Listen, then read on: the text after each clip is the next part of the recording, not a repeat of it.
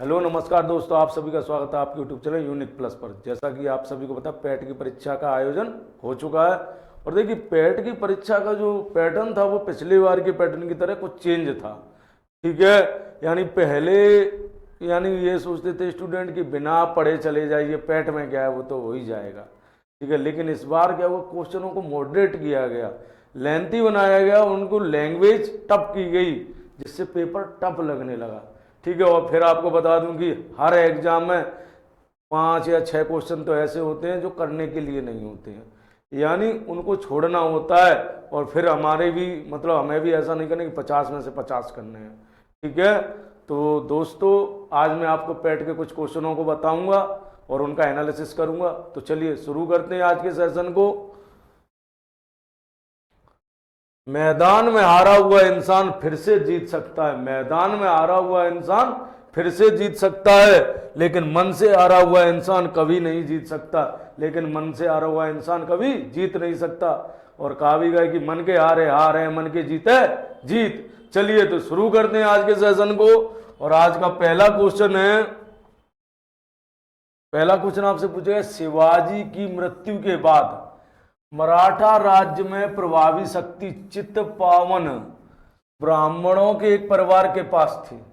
यानी शिवाजी की मृत्यु के बाद मराठा राज्य में प्रभावी शक्ति चित्तपावन ब्राह्मणों के एक परिवार के पास थी, जिन्होंने शिवाजी के उत्तराधिकारियों को पेशवा के रूप में सेवा दी थी। कौन मराठा साम्राज्य की राजधानी थी? ठीक है, आपसे सीधा सीधा मतलब उसने घुमा के पूछा है, लेकिन सीधा क्वेश्चन है वो ये पूछना चाह रहा है कि पेशवा का केंद्र कौन सा था। यानी मराठा साम्राज्य में जब पेशवा सर्वोच्च हुए तो पेशवा की सत्ता का केंद्र कौन सा था? देखिए, सतारा तो छत्रप की सत्ता का केंद्र। सतारा किसकी था? छत्रप। यानी शिवाजी और जो छत्रप बैठते उनके जो उत्तराधिकारी थे उनका केंद्र कौन सा था? सतारा था। पूना, पूना पेशवा का केंद्र था। पूना किसका केंद्र था? पेशवा का। ठीक है, पूना किसका कार्यालय था? पेशवा का कार्यालय था। यही क्वेश्चन आपसे पूछा गया।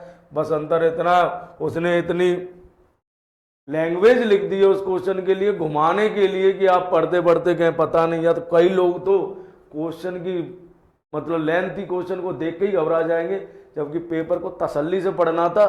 ठीक है, पूना इसका सही आंसर है। देखिए, मैं ये नहीं कह रहा हूं कि पेपर सरल था, पेपर तो टफ था, मॉडरेट था, लेकिन आप थोड़ा धैर्य के साथ पढ़ते हो। फिर दूसरी बात देखिए, पेट के लिए अब पढ़ना पड़ेगा आपको। ठीक है, पढ़ना पड़ेगा। हो सकता है आगे जो आरओ आरओ की परीक्षा है वैसे भी उसकी जीएस स्टैंडर्ड आती है, अब और स्टैंडर्ड आएगी। ठीक है, यानी क्वेश्चन जो उसने यूपीएससी की तरह पूछे हैं।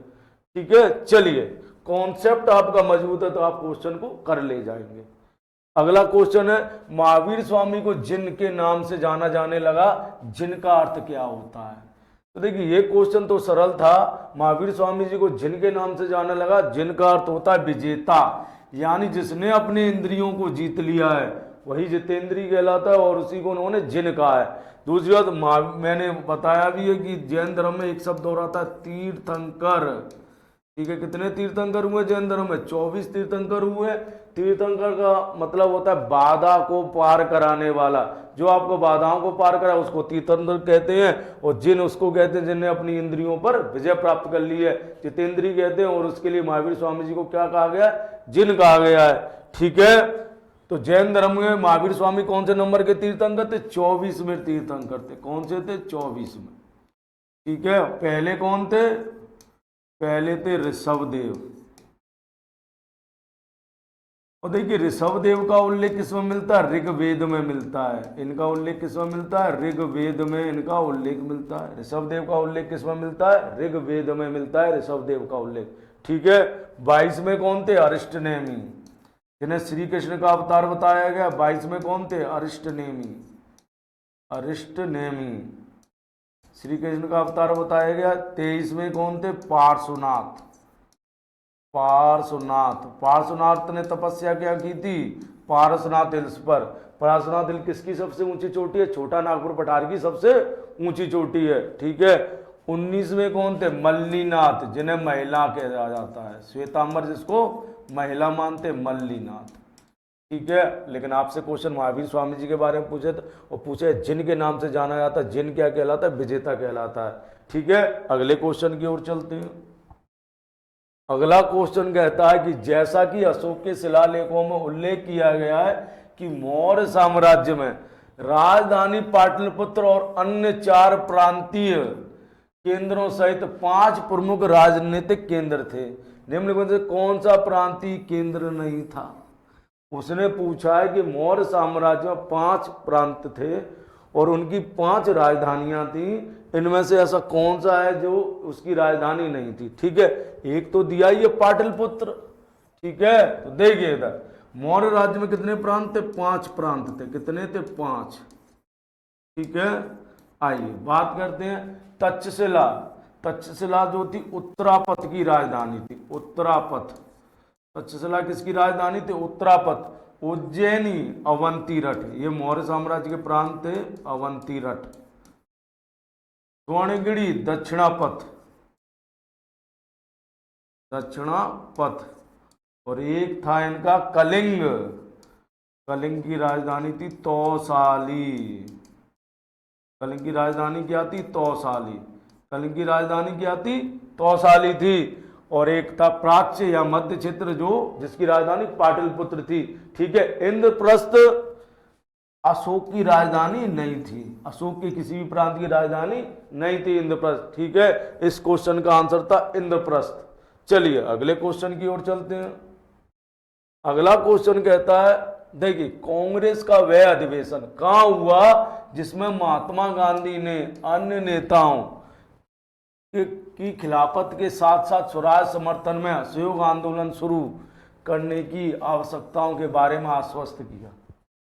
ठीक है, लैंग्वेज बहुत लंबी लिखी है इस क्वेश्चन में। ठीक है, सीधा सीधा क्वेश्चन पूछ सकता था कि महात्मा गांधी ने असहयोग आंदोलन को खिलाफत आंदोलन से जोड़ने के लिए सभी नेताओं के समक्ष प्रस्ताव कहाँ रखा या कांग्रेस के किस अधिवेशन में रखा? तो देखिए यह रखा था कलकत्ता अधिवेशन में। कलकत्ता अधिवेशन में रखा जो सितंबर 1920 में हुआ था। सितंबर 1920 में। इसकी अध्यक्षता किसने की थी? इसकी अध्यक्षता की थी लाला लाजपत राय। विशेष अधिवेशन था ये, लाला लाजपत राय। ठीक है, लाला लाजपत राय ने अध्यक्षता। यहाँ विरोध किसने किया था? इसका विरोध किया था CR दास, मोतीलाल नेहरू, लाल नेहरू। ठीक है, विरोध किया था CR दास है, मोतीलाल नेहरू है। इन लोगों ने विरोध किया था एनी बेसेंट,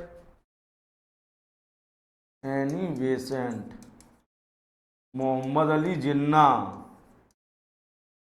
मोहम्मद अली जिन्ना, इन लोगों ने विरोध किया था। विरोध। ठीक है, चलिए अगले क्वेश्चन की ओर चलते हैं।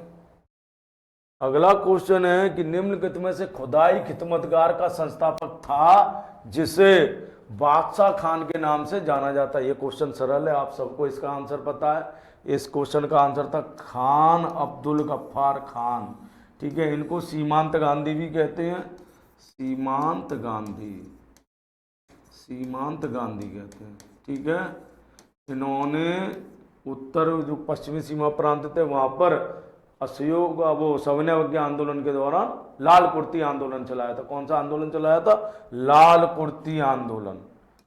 लाल कुर्ती आंदोलन चलाया। ठीक है, दूसरी बात, इन्होंने गांधी जी को मलंग बाबा कहा। गांधी जी को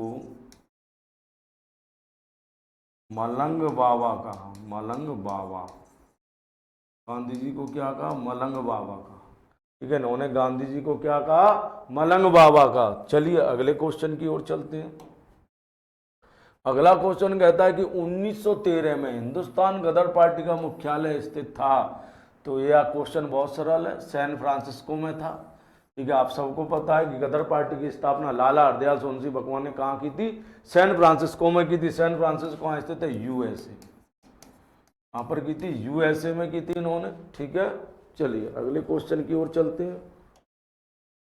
देखिए ये क्वेश्चन शीत ऋतु की शुरुआत में तमिलनाडु के तटीय क्षेत्र में वर्षा का क्या कारण है? उत्तर पूर्वी मानसून, स्थानीय वायु परिसंचरण, शीतोष्ण चक्रवात, दक्षिण पश्चिम मानसून। तो देखिए इधर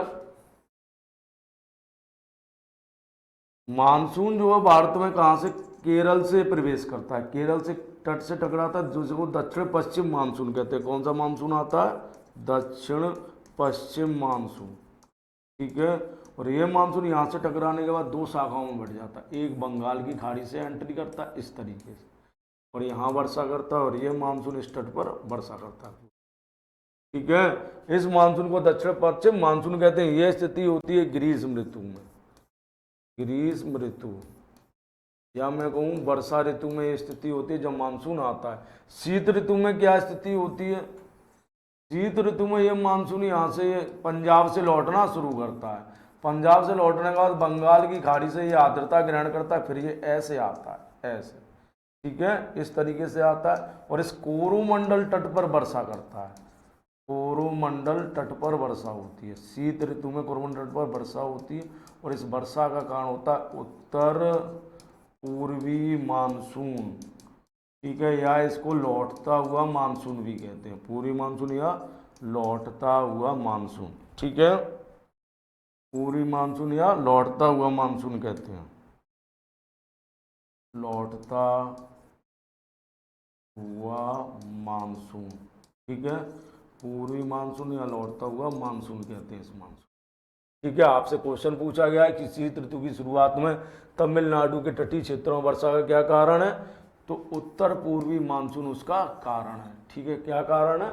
उत्तर पूर्वी मानसून। दक्षिण पश्चिम मानसून द्वारा भारत में सबसे अधिक वर्षा होती है, लेकिन यह वर्षा ग्रीष्म ऋतु में होती है, सबसे अधिक वर्षा होती है इससे, सबसे अधिक वर्षा भारत में होती है, भारत में दक्षिण पश्चिम मानसून से सबसे अधिक वर्षा होती है, भारत में दक्षिण पश्चिम मानसून से होती है, सबसे अधिक वर्षा होती है, ठीक है। चलिए अगले क्वेश्चन की ओर चलते हैं। अगला क्वेश्चन कहता है कि 1722 में कहाँ की सूबेदारी सवाई राजा जयसिंह को दी गई थी? 1722 में कहाँ की सूबेदारी सवाई राजा जयसिंह को दी गई थी? देखिए क्वेश्चन है, अच्छा क्वेश्चन है।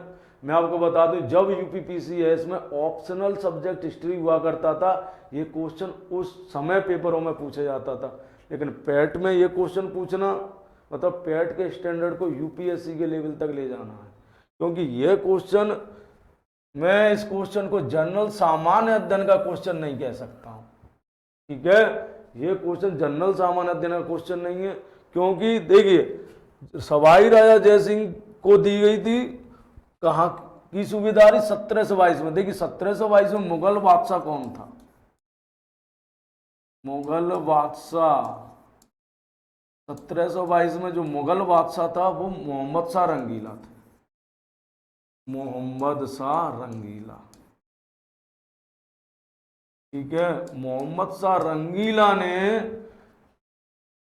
राजपूतों के साथ अच्छे संबंध बनाने के लिए मालवा की सूबेदारी सवाई राजा जयसिंह को दी थी, ठीक है। मालवा की सूबेदारी किसको दी थी? सवाई राजा जयसिंह को दी थी। चलिए अगले क्वेश्चन की ओर चलते हैं।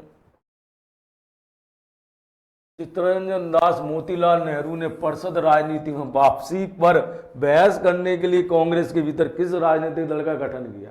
अरे भैया सीधा पूछ लेता ना कि चित्तरंजन दास मोतीलाल नेहरू ने कौन सी पार्टी बनाई थी, ठीक है। तो चित्तरंजन दास और मोतीलाल नेहरू परिषदीय राजनीति में वापसी पर बहस करने के लिए कांग्रेस के भीतर किस राजनीतिक दल का गठन किया था? तो किसका? स्वराज पार्टी का गठन किया था, ठीक है। सबको पता है आपको, स्वराज पार्टी का गठन किया था, और वो इसीलिए ही किया था कि देखिए असहयोग आंदोलन गांधी जी ने वापस ले लिया था, तो जो मतलब भारतीय लोग थे वो अंग्रेजों का विरोध अब विधानसभा में जाकर करना चाहते थे, इसलिए उन्होंने स्वराज पार्टी बनाई, और स्वराज पार्टी कांग्रेस के नाम पर चुनाव लड़ेगी और विधानसभा में पहुंचकर अंग्रेजों की नीतियों का विरोध करेगी, ठीक है। तो इसके लिए उन्होंने स्वराज पार्टी बनाई थी, ठीक है। स्वराज पार्टी की स्थापना कहाँ होती है? इलाहाबाद में होती है, जो प्रयागराज आनंद भवन में से ही स्वराज भवन दिया गया था मोतीलाल नेहरू ने, ठीक है। तो इलाहाबाद या प्रयागराज में स्वराज पार्टी की स्थापना होती है, 1923 में होती है। कब होती है? 1923 में होती है, ठीक है, चलिए अगले क्वेश्चन की ओर चलते हैं। अगला क्वेश्चन कहता है निम्नलिखित में से कौन सा एक भारतीय श्रम कानून व सामाजिक सुरक्षा उपाय है जिसका उद्देश्य काम करने का अधिकार, राइट टू वर्क है। ठीक है, तो भारतीय प्रबंधन संस्थान, मनरेगा, वेतन भुगतान अधिनियम 2007, नागरिकता भुगतान। देखिए पेपर में आया था महात्मा गांधी, मनरेगा की जगह मैंने शॉर्ट कर दिया है, पेपर में लिखा था महात्मा गांधी रोजगार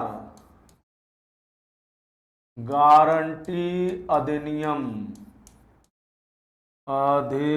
ये लिखा था पेपर में। ठीक है, ये पेपर में पूछा गया था क्वेश्चन।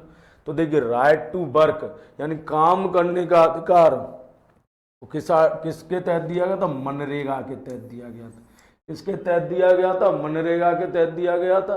ठीक है, काम करने का अधिकार राइट टू वर्क मनरेगा के तहत, और ये काम करने का अधिकार राइट टू वर्क राज्य के नीति निर्देशक तत्वों में शामिल है। राज्य के नीति निर्देशक तत्व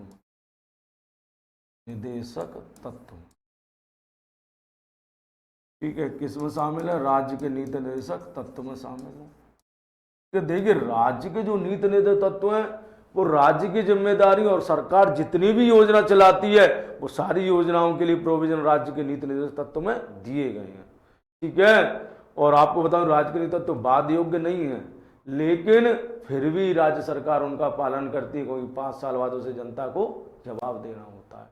ठीक है, आइए चलिए, तो उसी के तहत ये मनरेगा है। आइए अगले क्वेश्चन की ओर चलते हैं। ये क्वेश्चन तो सरलता आप सबको पता होगा। स्वर्ण क्रांति भारत में निम्नलिखित किसी क्षेत्र के विकास से के लिए जिम्मेदार है। देखिए आलू उत्पादन के लिए मैंने बताया था गोल क्रांति। गोल क्रांति किससे संबंधित, आलू उत्पादन से।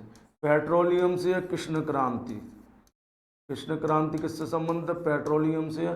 तिलहन उत्पादन से पीली क्रांति। तिलहन उत्पादन से कौन सी क्रांति है, पीली क्रांति तिलहन उत्पादन से संबंधित है, पीली क्रांति। ठीक है, बागवानी से संबंधित है सुनहरी क्रांति। बागवानी से संबंधित कौन सी क्रांति है, सुनहरी क्रांति है, बागवानी से संबंधित है। ठीक है, आगे आपसे पूछ सकता है एग्जाम में कि रजत क्रांति, तो रजत क्रांति किससे संबंधित है, अंडा उत्पादन से। रजत क्रांति किससे, अंडा उत्पादन से। ठीक है, दूसरा आपसे पूछ सकता है स्वर्ण रेशा क्रांति।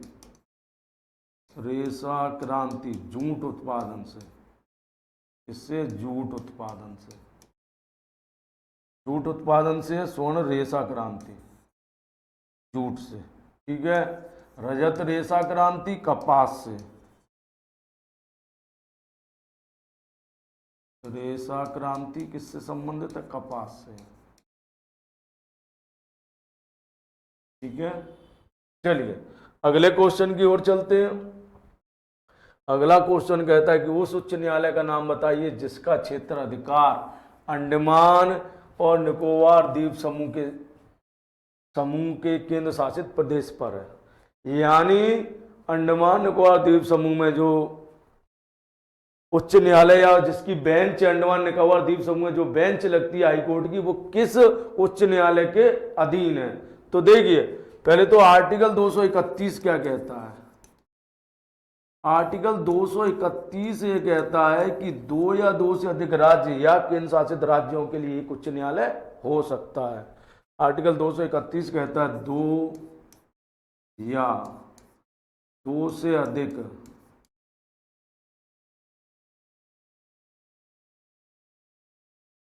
राज्यों के लिए, 2 या 2 से अधिक राज्य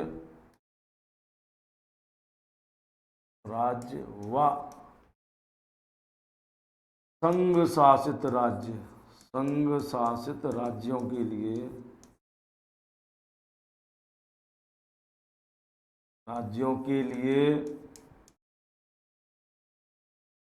एक उच्च न्यायालय हो सकता है।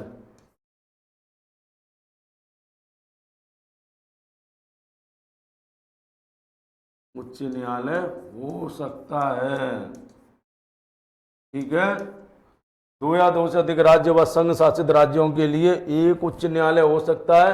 ठीक है, ये बात 231 में कही गई। लेकिन आपसे क्वेश्चन पूछा कि अंडमान निकोबार के लिए कौन सा उच्च न्यायालय, तो अंडमान निकोबार के लिए कोलकाता उच्च न्यायालय। कौन सा उच्च न्यायालय, कोलकाता उच्च न्यायालय। ठीक है, मद्रास उच्च न्यायालय में कौन कौन शामिल है, तमिलनाडु, तमिलनाडु और पुदुचेरी, पुदुचेरी पांडिचेरी के लिए तब मद्रास न्यायालय। ठीक है, दूसरी बात, बंबई उच्च न्यायालय, बंबई उच्च न्यायालय में बंबई उच्च न्यायालय में कौन शामिल है, तो बंबई उच्च न्यायालय में महाराष्ट्र और लक्षद्वीप। बंबई उच्च न्यायालय में शामिल है महाराष्ट्र और लक्षद्वीप शामिल है। ठीक है, नहीं लक्षद्वीप नहीं, दादर नगर हवेली है, सॉरी। कौन शामिल है, दादर नगर हवेली व दमनदीप, दादर नगर हवेली व दमनदीप। केरल उच्च न्यायालय, केरल उच्च न्यायालय में कौन है, केरल उच्च न्यायालय में, तो देखिए केरल उच्च न्यायालय में जो शामिल है, केरल उच्च न्यायालय में एक तो केरल है आपका और लक्षद्वीप है। ठीक है, केरल उच्च न्यायालय में लक्षद्वीप है। ठीक है, एक गुवाहाटी उच्च न्यायालय है, गुवाहाटी उच्च न्यायालय में असम है, अरुणाचल प्रदेश और नागालैंड ये शामिल है गुवाहाटी उच्च न्यायालय में। ठीक है, तो आपसे इस बार ये पूछा गया, अगली बार अन्य पर पूछा जा सकता है। ठीक है, चलिए अगले क्वेश्चन की ओर चलते हैं। अगला क्वेश्चन कहता है कि पंचायती राज संस्थाओं के हित के लिए भारत की संसद द्वारा 73वां और 74वां संवैधानिक संशोधन कब पारित किया गया, अक्टूबर 1973, नवंबर 1952, दिसंबर 1992, दिसंबर 1973। देखिए क्वेश्चन ये सरल है क्योंकि ऑप्शन उसने इस हिसाब से दिए हैं, उस हिसाब से क्वेश्चन सरल है। अगर सारे ऑप्शन 1992 दे देता और मंथ दे देता तो क्वेश्चन बहुत टफ हो जाता है। तो इस क्वेश्चन को तो आप आसानी से कर सकते थे। दिसंबर 1992 में 73वां 74वां संशोधन पारित किया गया। ठीक है, लागू कब हुआ, लागू वो होता है 24 अप्रैल 1993 को 73वां, इसलिए 24 अप्रैल को हम क्या बनाते हैं, पंचायती राज दिवस बनाते हैं। ठीक है, अगला क्वेश्चन कहता है कि वर्ष 1928 में से मोतीलाल नेहरू समिति द्वारा निम्नलिखित में से कौन सा अधिनियम प्रस्तावित किया गया था। देखिए एल्बर्ट विल का संबंध नहीं है क्योंकि ये कब आया, 1884 से संबंधित है एल्बर्ट विल विवाद, तो तुम्हें पता ही एल्बर्ट विल का संबंध नहीं है। देखिए मोतीलाल नेहरू ने मूल अधिकारों की मांग की थी। ठीक है, 1928 में, जो 1931 से कराची अधिवेशन में प्रखर तरीके से की गई थी। ठीक है, तो वो आधिकारिक बिल है। कौन सा बिल है, आधिकारिक बिल है वो। ठीक है, कौन सा बिल है, आधिकारिक बिल है। चलिए अगले क्वेश्चन की ओर चलते हैं। देखिए कुछ क्वेश्चनों के आंसर ऐसे होते हैं जो आपको नहीं आते हैं, लेकिन आपको ये पता है कि इसका आंसर ये नहीं हो सकता, तो आप उस पर क्वेश्चन को कर सकते हैं। ठीक है, चलिए अगला क्वेश्चन है, निम्नलिखित में से कौन सा एक आंतरिक सौरमंडल में स्थित एकमात्र बौना ग्रह है। तो एकमात्र बौना ग्रह आपको पता है प्लूटो है। ठीक है, प्लूटो बौना ग्रह। चलिए अगले क्वेश्चन की ओर चलते हैं। अगला क्वेश्चन कहता है कि बिछुआ या नेटल की पत्तियों के चुभने वालों निम्नलिखित में से कौन सा अम्ल मौजूद होता है। तो आप सबको पता है मैथेनोइक अम्ल होता है। कौन सा अम्ल होता है, मैथेनोइक अम्ल होता है। ऑक्जेलिक अम्ल आपको पता है ये सेब में पाया जाता है। ऑक्जेलिक अम्ल किसमें होता है, सेब में ऑक्जेलिक अम्ल पाया जाता है। मैथेनोइक अम्ल नेटल या बिछुआ के उसमें डंक में पाया जाता है मैथेनोइक अम्ल। ठीक है, चलिए आइए ये क्वेश्चन, एक व्यक्ति को संसद का सदस्य नहीं है उसे राष्ट्रपति द्वारा अधिकतम कितने महीनों के लिए मंत्री के रूप में नियुक्त किया जा सकता है। सरल क्वेश्चन है। देखिए कई बार ये क्वेश्चन एग्जाम में पूछा गया है कि कोई भी सदस्य यानी कोई भी व्यक्ति मंत्री बन सकता है, यानी लोकसभा का सदस्य हो, राज्यसभा का सदस्य हो, किसी भी सदन का सदस्य ना हो, उपरोक्त में से कोई नहीं। तो देखिए वो किसी भी सदन का सदस्य नहीं होगा तब भी मंत्री बन सकता है, लेकिन कितने समय के लिए?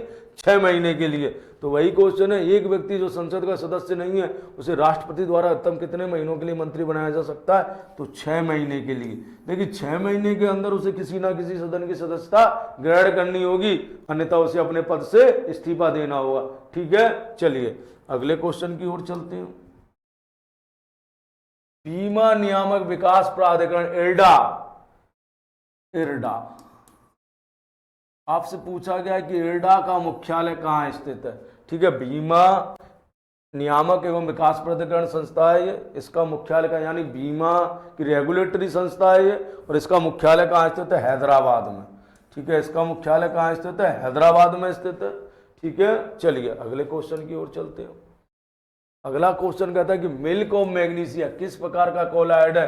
तो मिल्क ऑफ मैग्नीशिया सोल प्रकार का कोलाइड है। कैसा है? सोल है। मिल्क ऑफ मैग्नीशिया क्या करता है? ये पेट की अम्लीयता को दूर करता है, पेट की अम्लीयता को दूर करता है, को दूर करता है। ठीक है, ये सरल क्वेश्चन नहीं है, क्वेश्चन कठिन है। ठीक है, पेट की अम्लीयता को दूर करता है। अगले क्वेश्चन की ओर आइए। अगला क्वेश्चन कहता है कि निम्नलिखित में से कौन सा कार्बनिक यौगिक मानव शरीर में प्रोटोप्लाज्म को जमा देता है? देखिए प्रोटोप्लाज्म जो कोशिका के अंदर पड़ रहे हैं या ना जीव द्रव्य कहते हैं, और जीव द्रव्य जो जीवन की भौतिक आधारशिला होती है, पुरकिंजे ने इसकी खोज की थी। तो इसने कहा कि कौन सा पाया जाता है? तो मैथेनॉल पाया जाता है। मैथेनॉल जो होता है प्रोटोप्लाज्म को जमा देता है, और मैथेनॉल को आप बता दूं, मैथेनॉल को जहरीली शराब कहते हैं। मैथेनॉल को क्या कहते हैं? जहरीली शराब है। मैथेनॉल क्या है? जहरीली शराब है, जहरीली शराब। ठीक है, इसको पीने के बाद व्यक्ति की मृत्यु भी हो सकती है। ठीक है, मैथेनॉल जहरीली शराब में होता है, और इसको पीने का व्यक्ति की मृत्यु भी हो सकती है, और ना वो अंधा भी हो सकता है। ठीक है, तो ये प्रोटोप्लाज्म को जमा देता है। चलिए अगले क्वेश्चन की ओर चलते हैं। अगला क्वेश्चन कहता है मैनम वन्यजीव अभयारण्य भारत के किस राज्य या केंद्र शासित राज्य में स्थित है? देखिए अमूमन हम जो प्रचलित वन्यजीव अभयारण्य है उनको याद कर लेते हैं, जैसे दाचिंगम है जम्मू कश्मीर में, ठीक है, हेमिस लद्दाख में, काजीरंगा असम में, ऐसे चीज याद कर लेते। लेकिन उसने क्या पूछा है? हटके पूछा है कि मैनम वन्यजीव अभयारण्य भारत में किस राज्य में स्थित है? तो मैनम वन्यजीव अभयारण्य सिक्किम में स्थित है। कहाँ स्थित है? सिक्किम में स्थित है। ठीक है, मैनम वन्यजीव अभयारण्य कहाँ स्थित है? सिक्किम में स्थित है। अगले क्वेश्चन की ओर चलते हैं। तेलंगाना राज्य के पालमपेन गांव में स्थित रामप्पा मंदिर, जिसे वर्ष 2021 में यूनेस्को के विश्व धरोहर स्थल घोषित किया गया था, उसका निर्माण निम्नलिखित में से किस राजवंश के शासन काल में दौरान हुआ? देखिए अभी ये राजवंश चर्चा में रहा था, इसलिए क्वेश्चन पूछा गया है। ठीक है, रानी रुद्रम्मा के लिए चर्चा में रहा था, और वो राजवंश है काकतीय वंश। कौन सा है? काकतीय वंश की रानी। ठीक है, तो इस मंदिर रामप्पा टेम्पल का निर्माण भी किसने करवाया? काकतीय वंश ने करवाया था रामप्पा टेम्पल का निर्माण। 13वीं 14वीं शताब्दी में इसका निर्माण हुआ था। ठीक है, 13वीं 14वीं शताब्दी में रामप्पा टेम्पल का निर्माण हुआ था। 2021 में इसे यूनेस्को के विश्व धरोहर स्थल घोषित किया गया था। ठीक है, चलिए अगले क्वेश्चन की ओर चलते हैं। अगला क्वेश्चन कहता है कुथू भारत के निम्नलिखित में से किस राज्य केंद्र शासित प्रदेश में कुथम बलम मंदिर में प्रदर्शित करने का एक धार्मिक कला है? तो ये धार्मिक कला कहाँ की? केरल की है। कहाँ की है? केरल की धार्मिक कला है। ठीक है, चलिए अगला क्वेश्चन देखते हैं। ठीक है, चलिए तो देखिए मैं आप लोगों को बताऊं, देखिए पैट का पेपर सरल नहीं था। देखिए सरल नहीं था तो उसका है कि आप कम क्वेश्चन करके आएंगे तो भी परसेंटाइल आपका अधिक ही आएगा, क्योंकि टफ पेपर सबके लिए टफ है। ठीक है, तो सबके लिए टफ है तो घबराने की जरूरत नहीं है, आप बेफिक्र रहिए, परसेंटाइल आपका अच्छा ही आएगा क्योंकि पेपर सबके लिए टफ है। ठीक है, और इसी के साथ मैं आपसे विदा लेता हूँ। चलिए, अगर आपको सेशन पसंद आया हो तो इसे लाइक कीजिए और शेयर कीजिए।